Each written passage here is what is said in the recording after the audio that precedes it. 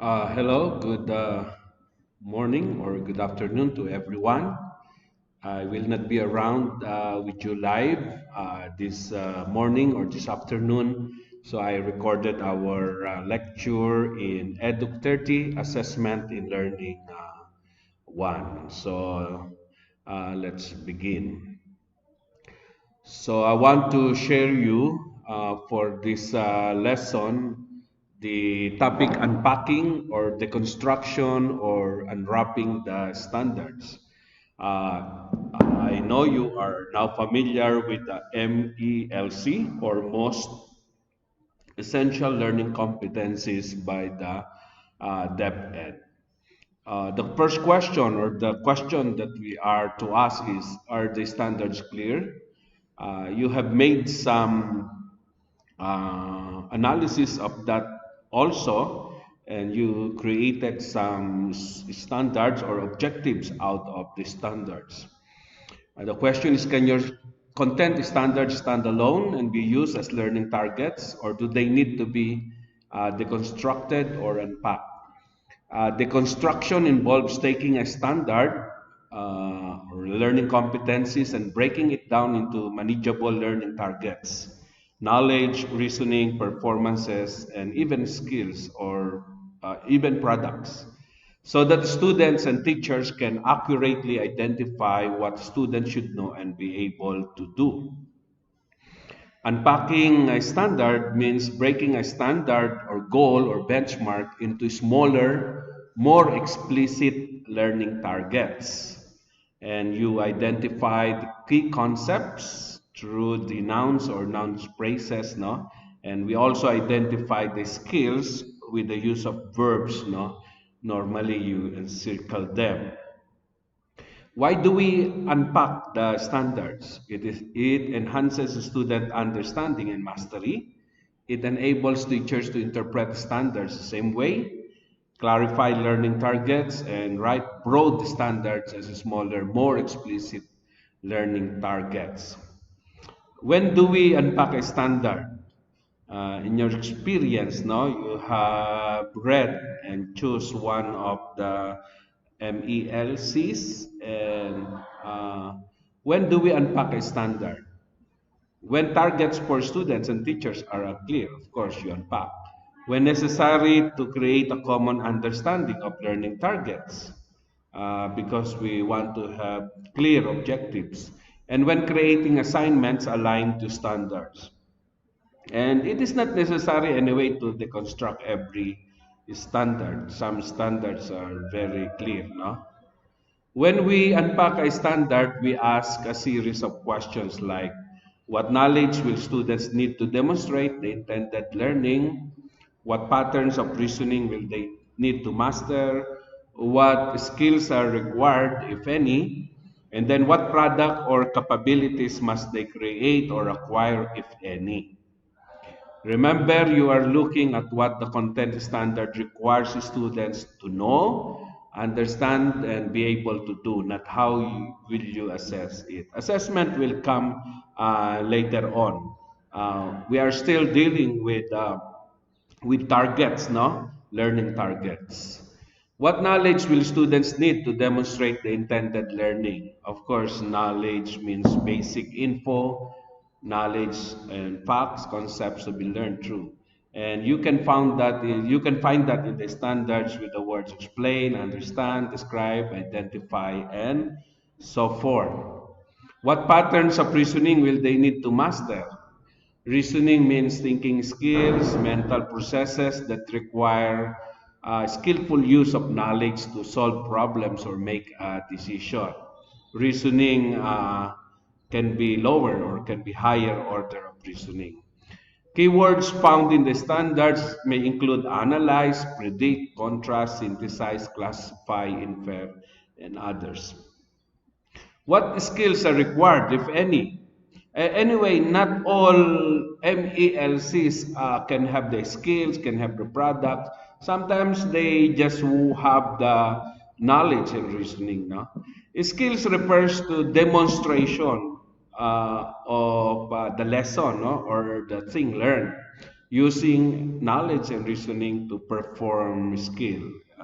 I don't know, maybe the picture is this, how the person or the drawing is dancing, no? And you can find words in the standards like perform, conduct, speak, assemble, operate, and so forth.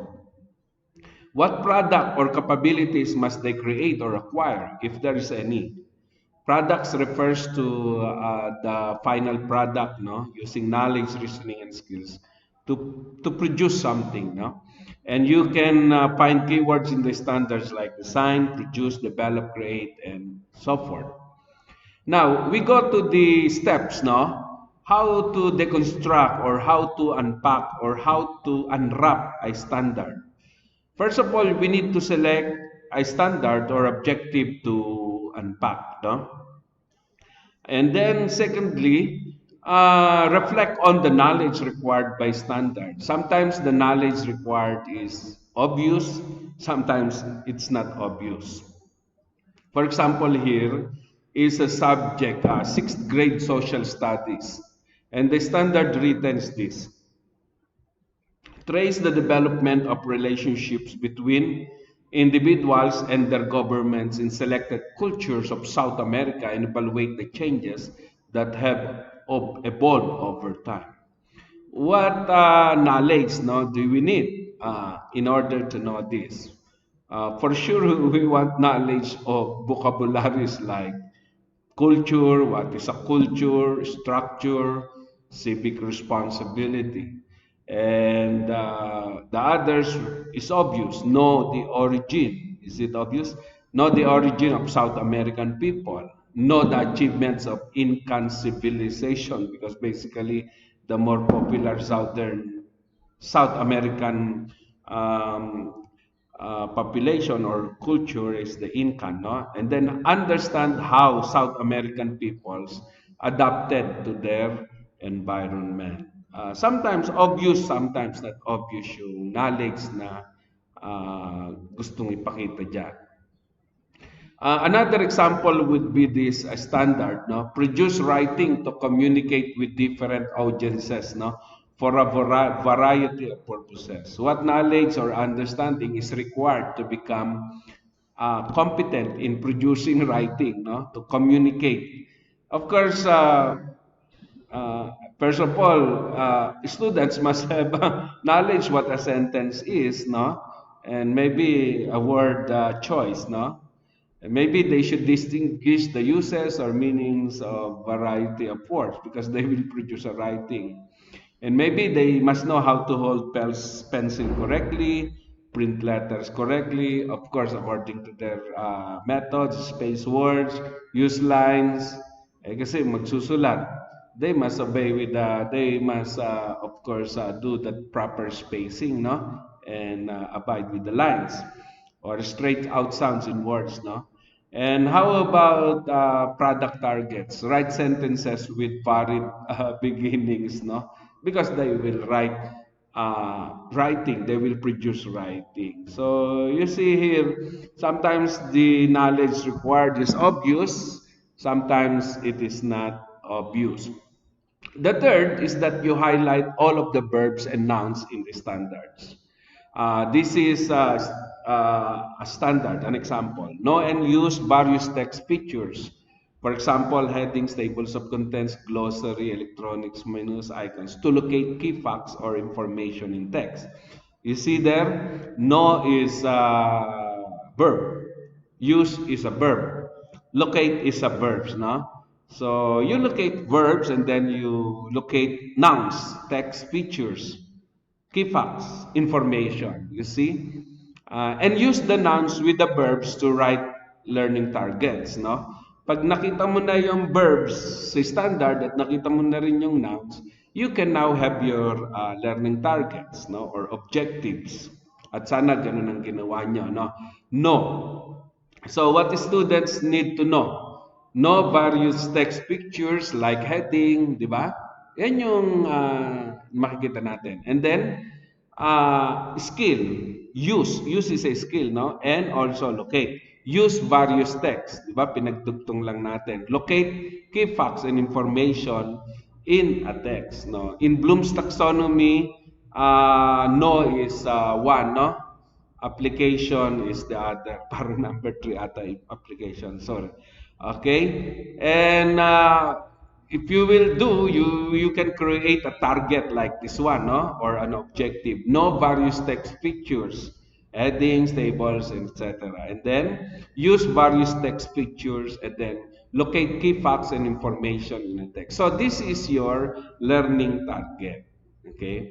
And then number five is write its target in a student-friendly icon language. No? Student-friendly icon language includes I can compare the cultures of South America. I can explain how South American people. So this is called the icon learning target is called the student-friendly language, while this one is more of the standards, no, learning targets that we do, our objectives, no. Learning targets, aka or other terms, are as follows: content standards, lesson objectives, benchmark, essential questions, learning intentions, learner outcomes, expectations. Ang mahalaga, yung learning target is more specific, no? Like our lesson objectives. Look at the prayer model of introducing learning targets. This is a clear description of what is to be learned, provides a clear vision of the destination for student learning. It is measurable and attainable, focus on intended learning, focus on chunks, no? Kasi yung standards malawak. So, yung one standard, naging three, no? Naging learning targets or three objectives. We focus kasi on chunks of a standard, and these are specific, clear language congruent to the standard. And some examples is for in math siguro to. I can add fractions with unlike denominators. I can identify key characteristics of a linear function and use them to create graph. And an example, adding fractions. You do not know because there are so many kinds of fractions. Do exercise 3.7, di ba? Minsan yan na lang ang gusto natin. But that is not a good learning target. Learning activities, tasks, and others. A learning target can be done, no, from 5 seconds to 5 weeks, depending on complexity of the knowledge, skill, reasoning, or product. No? Yung activity natin ngayon, I hope it can be done in 2 days. No?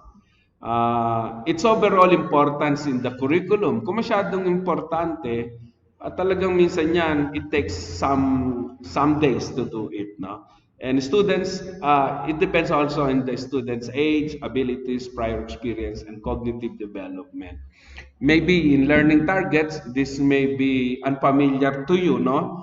But this is one way of helping you have a good target or have a good lesson objective. So we have the standard, which we call the MELC. We have the learning targets for teachers, which we commonly call objectives, in order to plan and deliver assessments and instruction. But we also wanted to make our learning targets student-friendly, no? For learners and for them to self-assess, no? To assess themselves. And these are in the form of I am learning to, and then they can say they are learning. What are the teacher benefits of learning targets? Of course, you will know what to assess, di ba? Maganda yung objectives mo, tatlo. Learning targets mo na student-friendly, tatlo rin, di ba? It keeps you focused. You can have clarity in planning. Look for instructional activities and strategies to help all students reach that specific target. And then you have a better balance of in-depth study and just covering the material. Sometimes we as teachers, we just cover the material para walang masabi ang principal or parang walang masabi ang estudyante. But there should be a balance of in-depth study. And then also know what your assessments reflect at the final grade, no? Ano ba talaga ang assessments na gagawin mo? Help to maximize student achievement, Also opportunity to work collaboratively with other teaching professionals. Kasi pwede rin naman yung learning targets ko, the same kami, pero may iba rin silang the same, no, or congruent learning targets. What is the help? What help can learning targets give for students? They will be able to focus on the aspect at hand and not get distracted by other things, no? And they will be able to look at the posted target to remind themselves of what they are supposed to be doing. How about learning targets benefits for parents? Of course, they will know what's happening in the classroom. They can ask, parents can ask, ano ba ginagawa niyo sa classroom? Papa, Mama, this is our learning target. And they can focus on assisting their student in productive ways, especially in providing or locating resources. No? Understand what the grades mean in terms of what students have learned and have not learned, and talk specifically with students about their strengths, no, and areas of improvement. So we have again the constructive alignment here. No, someone call it magic triangle. We have the learning targets, learning activities, and where is the standard? In the middle. In everything we do, in everything we do in the classroom, the standard is there because we can read it anyway, no? Yung most essential learning competencies. And then we can better assess. This triangle represents the relationship between learning targets, assessment, and learning activities. If these three components are congruent because we focus on the standard, we can achieve, no, the standards made by our Department of Education, no, and then our teaching and learning is also enhanced. Okay. For now, I will ask you to do the activity 3, no? What I want you to do is do the steps in unpacking MELCs, no? Select standard or objective to unpack. Okay? In the second lecture, you already have the standards, no? And then reflect on the knowledge required by the standards, no? And then sometimes the knowledge required is obvious, sometimes not. Third, highlight all of the verbs and nouns in the standard. Use the nouns with the verbs to write the learning targets in the no, on the side of the teachers, no. But also number 5, write each target in a student-friendly I-can language. So for Filipinos, I want you to get an MELC from the Filipino subject, no? Here you can see the concept there. It is just a summary, but I still want you to work on number 4 or number 5 because I want to see your what's that? I can statement, no? And then this is for Araling Panlipunan majors. What else? And this for mathematics majors. So thank you so much for listening. I hope this short video may have helped you understand about learning targets before we go on making our exams or objective tests or assessment. Thank you for now and God bless you. Bye-bye sa inyong lahat.